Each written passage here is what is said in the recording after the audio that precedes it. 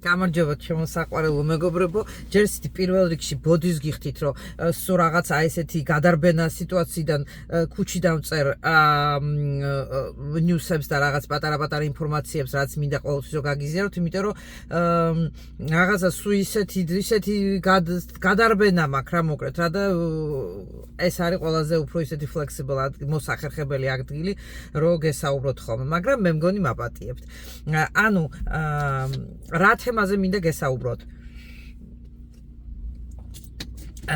ჯერ ეს ერთი დაუბრუნდები პატარა ესე იგი მთავარი კაბალისტური მეცნიერების ფუძე მდგომარეობას იმაში, რომ იმის განხილვაში, რომ ყველაფერი არის აწყობილი გაწონასწორებაზე და ამ გაწონასწორების მიღმა არსებობს ეგო, რომელიც შემქმნელმა შექმნა ადამიანში ჩაუდო ეს თვისება ეგოისტური და გაუშვა თავის თავისუფალი, ესე გიჟი თავისუფალია რო იტყვი რა, გაუშვა ამ დედამიწას და უთხრა, რომ აბა მე ხა შენ დაგაკვირდები თუ რაოდენ შეძებ ამ შენი ეგოს გამოყენებას, გამოსწორებას და რაც ვთქვია, სწორედ გამოყენებას. ეხლა ნახეთ სად მიმყავს ეს ყველაფერი. ანუ ეგოს სწორედ გამოყენება. შური, ხო? თუ გინდ შურის ეგოს ერთ-ერთი სახეობა, შური, ხო? შური, ბოღმა, ზიზღი. აქ არის ეს პატარა ძალიან თხელი ზღვარი. ანუ ბოღმას და ზიზღს ვერაფერს ვერ უზავ. თუ შენ თავში არ შთანთქე შენ თვითონ და აი პირდაპირ არ აიწი ერთი საფეხურით ზემოთ სიყვარულის ატმოსფერულ აი ესეთ რო ვთქვა მდგომარეობაში და არ გაანულე ეს შენი აგრესია. იმიტომ რომ მაგას ვერაფერს ვერ უზავ. ამ ზიზღი უნდა გადაიფაროს სიყვარულით. ბოღმა უნდა გადაიფაროს პატიებით და სიყვარულით. რაც ეხება შურს.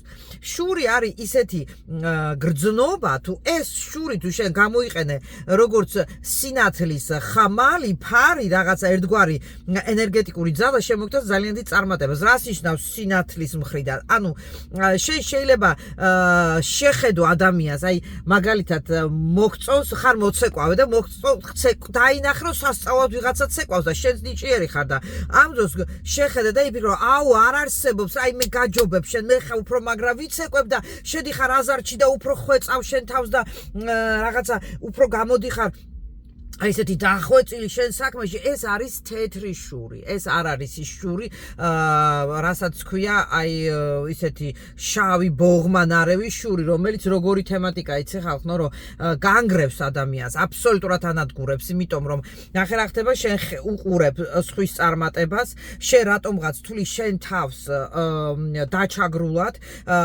ფიქრობ რომ რატო იმას და რატო მე არა, ხო? და აქედან გამომდინარე ამ შურის შემდგომ ეტაპი გემართება ის, რომ იბოღმები და ამ ბოღმას მოყვება მერე რა.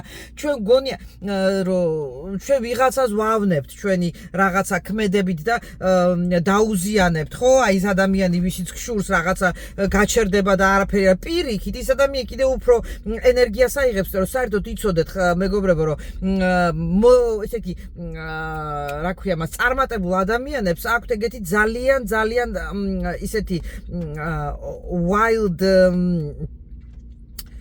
ხიშნა როგორ არის მოკეთ ხომ მიხვდით აი ესეთი ძალიან თვისება აქვს როგორ იცი რომ ცუდსაც და კარგასაც იკრავს ის წარმატებული ადამიანი თავის სიკეთისთვის. აი შენ თუ წარმატებულ ადამიანს შეხედე გაბრაზი დაიბოღმე რაღაცა ცუდი უსურვე, ხმამაღლაც რომ უსურვო, ის წარმატებული ადამიანი თავის თავში ისე შთანთქავს, ისე გადაატრანსფორმირებს თავის დაუნებრო და ის უფრო კარგ რელსებზე დადგება.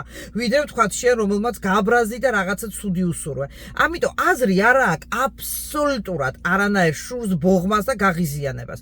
მაგრამ რა უნდა ქნა, როდესაც ვთქვათ ბრაზდები, რატო იმას არა და რატო იმას. საერთოდ თუ დააკვირდებით, ხო მთელი ისტორია, ბიბლიური ისტორია, საიდან წამოვიდა, ხო? ორი ძმა, აბელი და კაინი, ხო? შეშურდა, ხო? შეშურდა, ესე იგი ღმერთმა მისცა იმის ოპშენი ერთს, რომ ერთი უთხრა, მოდი შენ რა კარგი ხარ, რა კეთილი ხარ და მეორეს ხო წადი შენაქედა. ანუ ამით უკვე მოხდა გაორება ადამიანის არსებობის სფეროში, ადამიანის შემეცნებაში. უკვე იმ მომენტში გაჩნდა ორ ძმას შორის შუღლი და ეს ზიზღი და ბოღმა, იმიტომ რომ რატო აგირჩია, შენ რატო ხარ უფრო უკეთესი და მე რა დავაშავე, მე რატო ეს არის ძალიან ღრმა ფილოსოფიური ამბავი. რატომ? იმიტომ რომ ჩვენ მიჩვეულები ვართ ეს განვიხილოთ ხოლმე როგორი ფორმით იცი რომ ეს ორი ძმა არის გარე სამყაროში არსებული ორი ადამიანი არა მეგობრებო რაც ბიბლიაში წერია რაც სახარებაში რაც ყველა სერიოზულ ისეთ ღვთაებრივ და მნიშვნელოვან ტრაქტატში წერია ეს ყველაფერი ეხება შენ პირად ეგოს, შენ პირად მდგომარეობას. აქ არის ლაპარაკი შენ საკუთარ ორ ძმაზე, ორ ემოციაზე, რომელიც შენში არსებობს.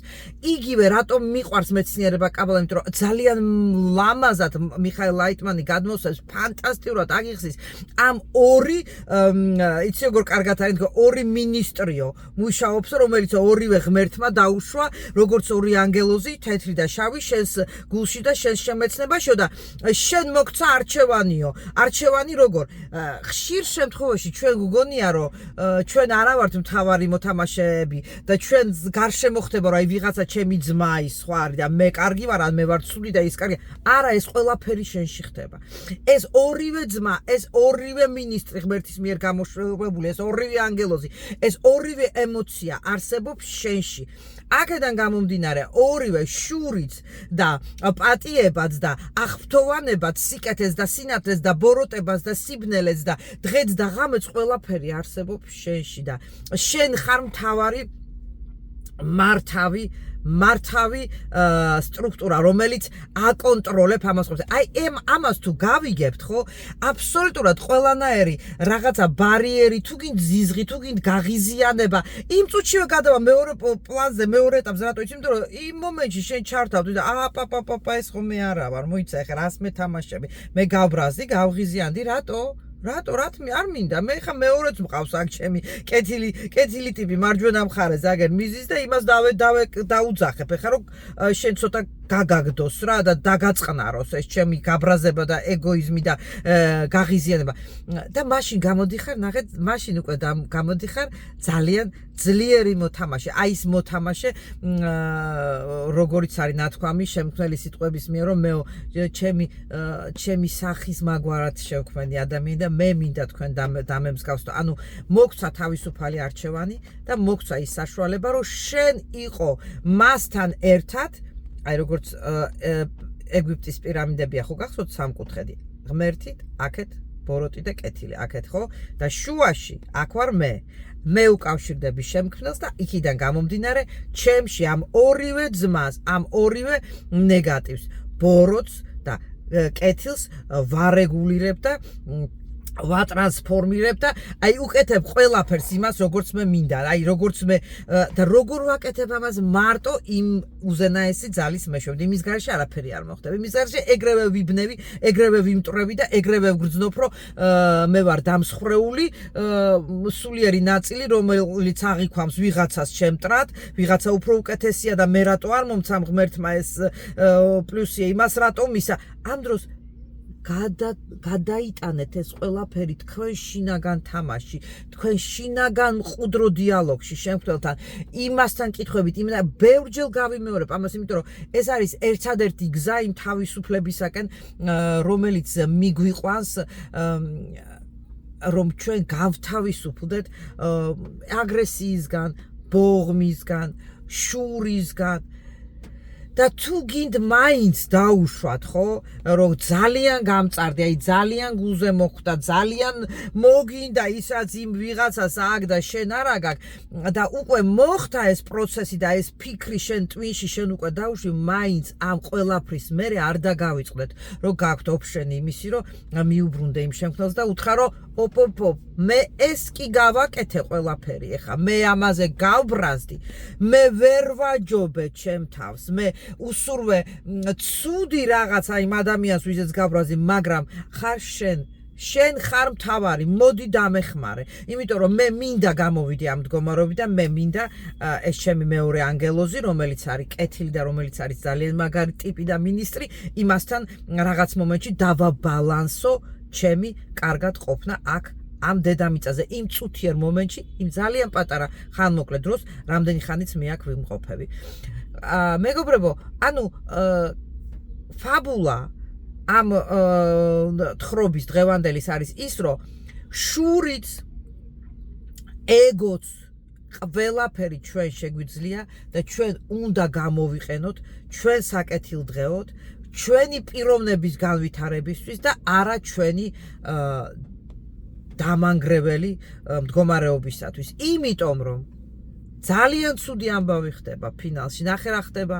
ადამიანი თუ ხარ დაკვირვებული, აი ბოროტი, ბოღმა, აგრესიული სულ სხვაზე აი ის არ არის, ის მე არა მაქვს, აი ეს ღირსია მე რატო არ მე რა მე უფრო ბიჭარა მე მე ეს გავაკეთე და იმას მიცნე მე გავაკეთე და იმან აიღო ჩემი ოქროსმე და ამ მომენტში ნახე რა ხდება, ეს ნერვები ისე იშლება, ეს ფსიქიკა ისე ირღვევა, რომ ბოლოს ადამიანი ხდება ავად, თვითონვე ვაავადებთ, არა კარმული დაავადებით, არამედ ჩვენი არასწორი ფიქრი და ქმედები და ნახე რა ხდება, ბუნებას როგორ ტარს უკრავს ამ შენ ავადმყოფობას, რატო? იმიტომ რომ გახდება თუ არა ადამიანი ავად, ყველანაირი მტერი ავიწყდება. ყველაფერი ნეგატიური ავიწყდება ცხოვრებაში და იწყებს ფიქრს თავის ავადმყოფობაზე და ფიქრობს, ვაიმე, ხა როგორ გადავრჩე, ვაიმე, ხა რა უყო ჩემ თავს და როგორ ეს რაღაცა ჯვალოს ხეული კიდე ვათრიო ამ დედამიწაზე, რომ კარგად ვიყო და ხშირ შემთხვევაში დახმარება ხან მოდის, ხან არა.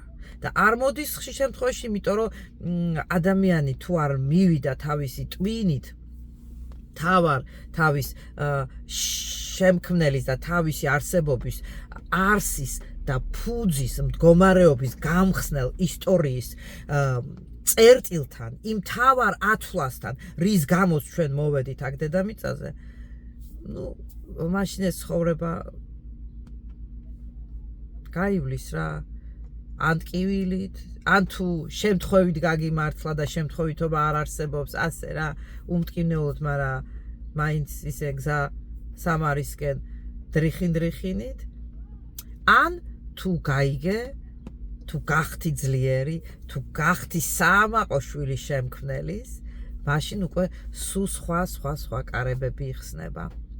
და იქ უკვე იმაზე საუბარი, რომ მე მშურს ან მე ვიბოღმები, ან მე ვბრაზდები, უკვე ძალიან სასაცილო და არასაჭირო ხდება და რჩება საერთოდ.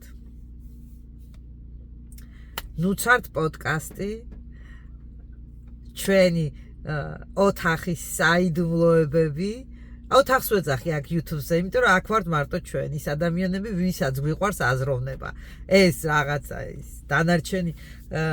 დანარჩენები ცოტა სხვა გზით დადიან და ჩვენ აქ ვართ, ვისაც გვიყვარს აზროვნება, ვინც ახლები მემატებით და გვემატებით, მოდით, გახდით ჩემი ფოლოვერები, დამილაიქეთ და ვიყოთ და ვიაზროვნოთ რაღაცა პოზიტიური განვითარებისკენ.